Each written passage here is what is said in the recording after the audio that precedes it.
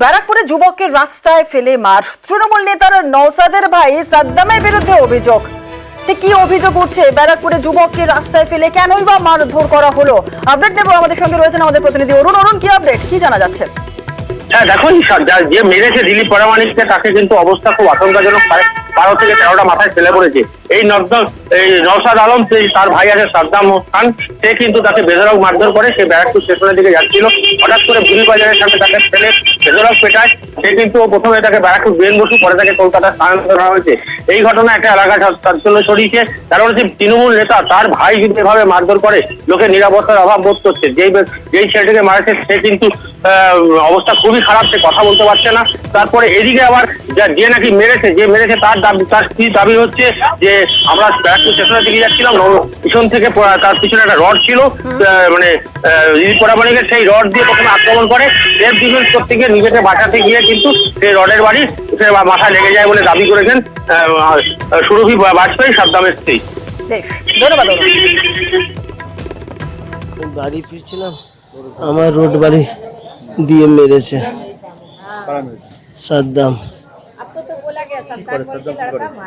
সাদ্দাম কি করে, ওই তোলাবাজি চেঙ্গাপানা করে, 3 জন ছিল, হ্যাঁ, রড দিয়ে মেরে আমাকে অজ্ঞান করে পালিয়ে যায়।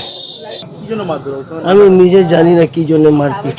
ও আমাকে বলেছিল আমার সঙ্গে থাক, আমি বলি কারোর সঙ্গে থাকবো না। জানি না, ওর বউ করে, ওর বউ পলিটিক্স করে, টিএমসি মনে করে বউ, ওর বউ জন্যে ও সব কিছু করে। এটা একটা দুর্ঘটনা।